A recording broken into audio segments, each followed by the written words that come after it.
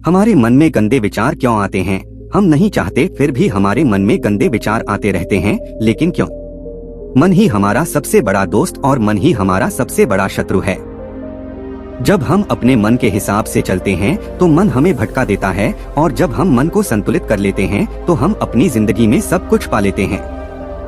हम अपने मन में आने वाले गंदे विचारों को रोकने की कोशिश करते हैं, पर जितना हम रोकते हैं उतने ये विचार हमारे अंदर प्रवेश करते जाते हैं। आप जिस चीज से जितना दूर भागोगे उतनी ही वह चीज आपके पास आएगी, इसीलिए उस चीज से भागो मत, बल्कि उस पर संतुलन कायम रखो।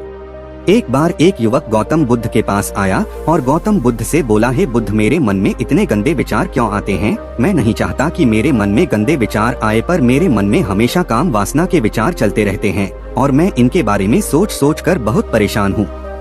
मेरी ऊर्जा और समय ये सब सोचने में ही नष्ट हो जाते हैं, और ये सब विचारों की वजह से मैं कभी कभी शांत नहीं रह पाता और मैं हमेशा ही स्त्रियों को देखकर मोहित हो जाता हूँ, अपने आप को रोक ही नहीं पाता। बुद्ध मुस्कुराए और उन्होंने उस युवक से पूछा, क्या तुम्हें पता है कि यह काम वासना होती क्या है? फिर लड़के ने उत्तर दिया और कहा, बुद्ध, मुझे तो नहीं पता कि काम वासना होती क्या है, परंतु हाँ, ये जो भी है बहुत बुरी चीज है। फिर बुद्ध ने उस युवक से कहा, सबसे पहले तो तुम्हें यह समझना है कि प्राकृतिक रूप से जो भी चीज हमारे अंदर है वह बुरी नहीं है। हमारे जीवन में उसकी कुछ ना कुछ जरूरत होती है। वासना ये हमारे मन की एक भावना है जो हमें किसी ना किसी चीज की कमी का एहसास करवाती है, और यह कोई बुरी बात नहीं है। फिर हम उस चीज को पाने के लिए उस चीज की ओर आकर्षित हो जाते हैं। जैसे अगर तुम्हारे पास धन की कमी है तो तुम में धन पाने की वासना उत्पन्न हो जाएगी।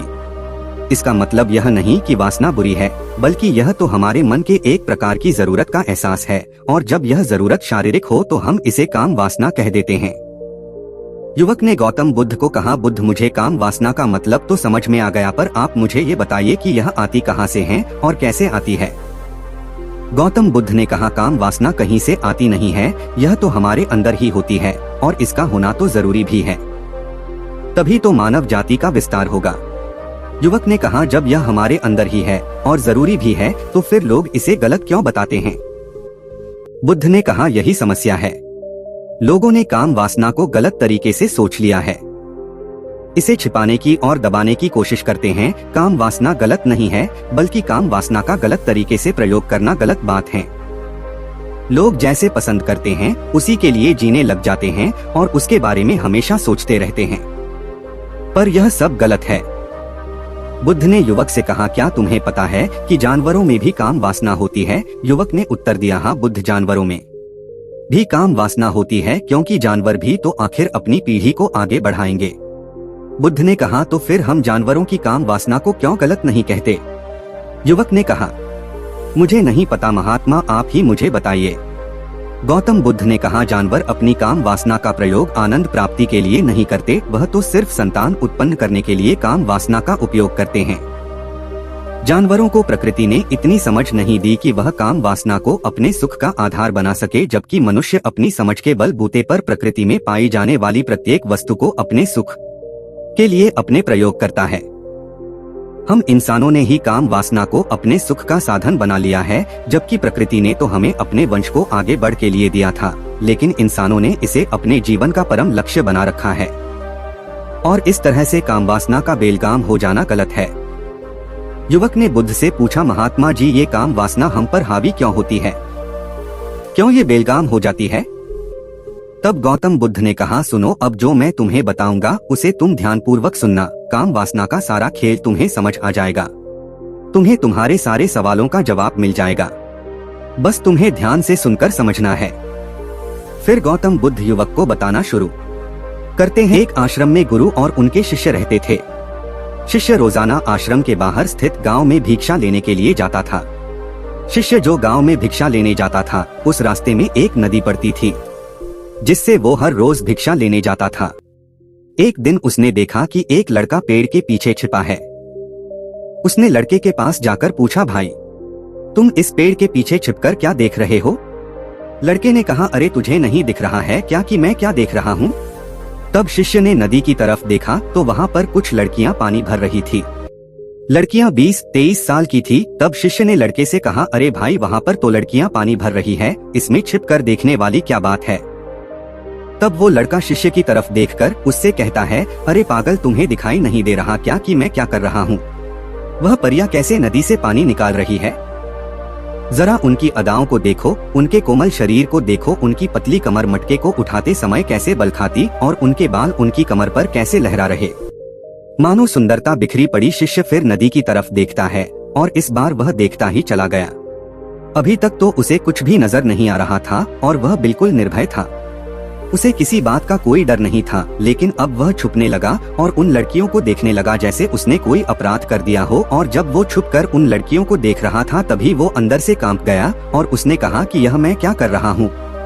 मैं जो भी कर रहा हूँ वह सही नहीं है, मुझे यहाँ से चले जाना चाहिए। और फिर वह जल्दी से वहाँ से चला जाता है।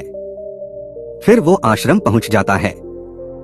आश्रम जाकर वह अपने कार्यों में लग गया, लेकिन जो अभी वह देखकर आया था वही उसकी आंखों के सामने बार बार आ रहा था। उसके मन में वही दृश्य चल रहा था। उसका मन वही सब कुछ देखने के लिए ललचा रहा था। उसका किसी भी काम में मन नहीं लग रहा था। सुबह होते ही वह रोज भिक्षा के लिए आश्रम से जल्दी निकल जाता और नदी के पास वाले पेड़ के पास जाता जहाँ वह लड़का पहले से मौजूद रहता था। उसके साथ मिलकर लड़कियों को छुपकर देखता था। अब वह रोज ऐसा करने लग गया।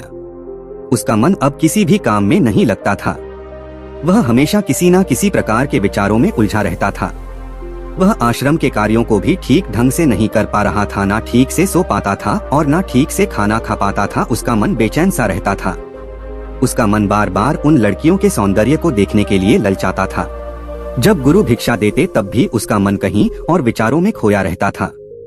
गुरु ने अपने शिष्य की इन हरकतों को देखा। तब एक दिन गुरु ने शिष्य को अपने पास बुलाया और कहा, आज से मैं भी तुम्हारे साथ भिक्षा मांगने चलूंगा।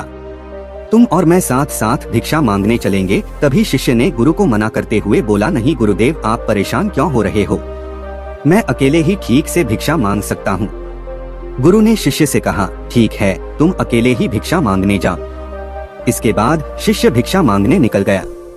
शिष्य के जाने के बाद गुरु भी आश्रम से निकल गए और शिष्य का पीछा करने लगे कि वह कहाँ जाता है, किससे मिलता है। यह सब देखने के लिए उसके पीछे पीछे चलने लगे। थोड़ी दूर जाने के बाद गुरु ने देखा कि उनका शिष्य एक लड़के के साथ एक पेड़ के पीछे अपराधी की तरह छिपा हुआ है और छिपकर कुछ देख रहा है। गुरु भी अपने शिष्य के पीछे जाकर खड़े हो गए, यह देखने के लिए कि आखिर उनका शिष्य क्या देख रहा है, जिसके लिए वह पेड़ के पीछे अपराधियों की तरह छिपा पड़ा है। गुरु ने देखा कि उनका शिष्य पेड़ के पीछे छिपकर लड़कियों को देख रहा है जो नदी से पानी भर रही है। तभी गुरु ने शिष्य से कहा, क्या तुम लड़कियों से भी भिक्षा लोगे? गुरु की आवाज सुनकर शिष्य का मन घबराया और उसके पसीने छूटने लगे। वह थर थर कांप रहा था, जैसे किसी चोर को पकड़ते समय रंगे हाथों पकड़ लिया। उसकी हालत खराब हो गई। वह कुछ भी नहीं बोल पा रहा था। वह लड़का जो शिष्य के साथ था वहां से भाग गया, जिससे शिष्य और भी घबरा गया था। उसके मुंह से कुछ टूटे फूटे शब्द ही निकल रहे। वह अपने गुरु से भी नजर मिलाने का साहस नहीं कर पा रहा था। गुरु ने शिष्य की ओर देखा और कहा, मेरा शिष्य तो निर्भय है, उसे तो किसी भी चीज का डर नहीं है, लेकिन यह क्या, तुम तो डर के मारे कांप रहे हो। शिष्य ने गुरु से कहा, मुझे माफ कर दो, इसमें मेरा कोई दोष नहीं है। उस लड़के ने मुझे बहका दिया था, लेकिन मैं आपसे वादा करता हूँ कि आज के बाद मैं कभी दोबारा ऐसा नहीं करूँगा। मुझे माफ कर दो। गुरुदेव ने कहा कि कोई बात नहीं, पर इस बात का तुम ध्यान रखो कि हम जैसी संगति करते हैं वैसा ही फल हमें प्राप्त होता है। हम जैसे संगति करते हैं उनके विचार हमारे अंदर प्रवेश करते हैं, इसीलिए अच्छी संगति करो ताकि तुम्हारे अंदर अच्छे विचार प्रवेश करें। फिर गुरु और शिष्य आश्रम लौट आए और फिर से आश्रम के कार्यों पर ध्यान देने लगे। उसने उस रास्ते को छोड़ दिया और दूसरे रास्ते से जाने लगा। वह अपने काम को ध्यान से करता था, लेकिन धीरे धीरे उसके अंदर क्रोध उत्पन्न हो गया और फिर वह दूसरे शिष्यों पर क्रोध करने लगा और बेचैन हो गया। अब सही समय पर भोजन भी नहीं करता था। वह भोजन भी बहुत कम खाता था। एक रात गुरु शिष्य के पास आए और उससे बोले कि तुमने मुझसे वादा किया था कि तुम अपना मन नियंत्रण में रखोगे। अब तक तुमने कितनी बार अपना वादा तोड़ दिया। यह सुनकर शिष्य अपने गुरु के चरणों में गिर गया और रोने लगा। रोते रोते ही उसने गुरु से कहा कि गुरुदेव, मैं कई बार अपना वादा तोड़ चुका हूँ, फिर वादा कर लेता हूँ, लेकिन हर बार मैं वादा तोड़ देता हूँ। मेरा मन मेरे नियंत्रण में है ही नहीं। मैं बहुत कोशिश करता हूँ कि मैं अपने मन से सारे बुरे विचारों को निकाल दूँ, लेकिन मैं चाहकर भी ऐसा नहीं कर पा रहा हूँ। फिर गुरु ने शिष्य को कहा, चलो मेरे साथ। गुरु शिष्य को आश्रम के बगीचे में लेकर गए और शिष्य से कहा, देखो यहाँ पर कुछ नालियाँ बनी हुई है जिससे नदी का पानी इन पौधों तक आ रहा है और यह पानी निरंतर भाव से बह रहा है। क्या तुम इस पानी के बहाव को रोक सकते हो? शिष्य ने कहा, हाँ गुरुदेव, मैं इस बहाव को रोक सकता हूँ। फिर शिष्य ने मिट्टी उठाकर उस नाली के छोर पर डाला। वह पानी थोड़ी देर के लिए रुक गया और फिर थोड़ी देर बाद उस रेत के ऊपर से पानी आया। गुरु ने शिष्य से कहा, अरे ये क्या, ये पानी तो रुका ही नहीं। फिर से उसने कुछ कंकड़ पत्थर उठाकर उसे नाली में डाल दिया और फिर थोड़ी देर के लिए पानी रुक गया, लेकिन फिर थोड़ी देर बाद ही उन कंकड़ पत्थरों के ऊपर से पानी निकल आया। गुरु ने कहा, शिष्य यह क्या हुआ? पानी तो फिर से आ गया। तुम तो बोल रहे थे कि तुम इसे रोक दोगे, क्या हम इस चीज को पूरी तरह से रोक सकते? तब शिष्य ने कहा, कोई बात नहीं गुरुदेव, मैं इस पानी को तो रोककर आपको दिखाऊंगा। फिर उसने एक बड़ा सा पत्थर लेकर आया और उसे नाली पर डाल दिया। पानी रुक गया। तब शिष्य ने गुरु से कहा, देखा गुरुदेव, मैंने कहा था कि पानी को मैं रोक दूंगा। मैंने पानी को रोक दिखाया, आपकी बात मैंने पूरी कर दी। गुरु मुस्कुराए और बोले, अच्छा जरा ध्यान से देखो, पानी रुक गया है क्या? वो तो पीछे की नाली तोड़कर बाहर आ गया और अगल बगल से बह रहा है। और ध्यान से देखो, इस पत्थर के आगे भी आ गया और यह पानी अपना रास्ता बदलकर फिर से आगे की तरफ बह जाएगा। फिर थोड़ी देर बाद ऐसा ही हुआ। फिर गुरु ने शिष्य को समझाया, तुम्हारे साथ भी तो ऐसा ही चल रहा है। तुम बार बार प्रयास कर रहे हो, बड़े से बड़ा प्रयास कर रहे हो, पर हर बार तुम्हारा प्रयास टूट रहा है और यह हमेशा टूटता ही रहेगा। या पत्थर तुम्हारा प्रयास है और यह पानी तुम्हारे विचार। तुम कितना भी बड़ा पत्थर रख लो, लेकिन पानी तो अपना रास्ता बना ही लेगा। ये देखकर शिष्य ने पूछा, हे गुरुदेव, क्या कोई तरीका नहीं है जिससे मैं गंदे विचारों से बाहर निकल सकूं? गुरु ने कहा, एक तरीका है, यह पानी जिस नदी से आ रहा है, तुम वहां से इस पानी का रास्ता ही बदल सकते हो। गुरु शिष्य को एक नदी के पास ले गए जहां से उस बगीचे में पानी आ रहा था। गुरु ने शिष्य से कहा, वो पानी इसी नदी से जा रहा है। अगर हम यहीं से उसका रास्ता बंद कर दे जहां से पानी बगीचे में जा रहा है, तो क्या हम पानी को रोक नहीं सकते? शिष्य ने कहा, हाँ गुरुजी, अवश्य ऐसा कर सकता। मैं इस पानी को यहाँ से बंद कर देता, तब आगे की नाली में पानी नहीं आएगा और फिर बगीचे में पानी नहीं जाएगा। गुरु ने कहा, शिष्य, अगर पानी बगीचे में नहीं जाए तो पेड़ पौधों को पानी कहाँ से मिलेगा? उन पेड़ पौधों को तो पानी की आवश्यकता है। फिर शिष्य ने विचार किया और कहा, मेरे मन में तो ये बात आई ही नहीं। उस पानी का बगीचे में जाना जरूरी भी है। गुरु ने कहा, और उन पेड़ पौधों में कुछ ऐसे हैं जिनको रोज पानी की आवश्यकता है, वो तो मुरझाकर मर ही जाएंगे, पानी तो हमें खोलना ही होगा। शिष्य ने गुरु की बात सुनकर पानी का रास्ता खोल दिया। तब गुरु ने पूछा, अगर हम इस नदी के पूरे पानी को बगीचे की तरफ मोड़ दे तो क्या होगा? शिष्य ने उत्तर दिया, गुरुदेव, वहाँ पर जितने भी पेड़ पौधे हैं वो सब गलकर नष्ट हो जाएंगे और वहाँ पर कुछ नहीं बचेगा। गुरु मुस्कुराए और बोले, तुम इस बात को समझो, हमें किसी भी चीज को रोकना नहीं है, बस हमेशा संतुलन बनाए रखना है। कम पानी से भी पौधे नष्ट होते हैं और ज्यादा पानी से भी पौधे नष्ट होते हैं। हमारा जीवन संतुलन से ही चलता है। गुरु ने शिष्य से कहा, अगर मैं तुम्हें कुछ कहूँ कि तुम आम के बारे में मत सोचो, तो तुम्हारे मन में सबसे पहले किसका चित्र आएगा? शिष्य ने बोला, गुरुदेव, मेरे मन में तो पहला चित्र आम का ही आएगा। गुरु ने कहा, जब हम गंदे विचारों को जबरदस्ती रोकने का प्रयास करते हैं तो वे और भी मजबूती से हमारे अंदर प्रवेश करते हैं। इसीलिए हमें उन्हें कभी भी दबाने की कोशिश नहीं करनी चाहिए। फिर गुरु ने शिष्य को कहा, हमारे गंदे विचार बुरे लोगों की संगति करने की वजह से भी आते हैं। कभी कभी वासना हमारे अंदर होती नहीं है, लेकिन कुछ वासना ऐसा है कि जिसकी वजह से ही हमारे अंदर हावी हो जाती है। फिर शिष्य ने कहा, गुरुदेव, आप सही कह रहे हैं, मैं अपने मार्ग से भटक गया था। फिर वह शिष्य उस रात बहुत ही चैन की नींद सोया। सुबह अपने कार्यों को पूरे मन से किया और फिर सुबह वह भिक्षा लेने के लिए उसी रास्ते से गया जहां वह लड़का आज भी पेड़ के पीछे छुपकर उन लड़कियों को देख रहा था। वह शिष्य उसी नदी पर गया जहां वह लड़कियां पानी भर रही थी।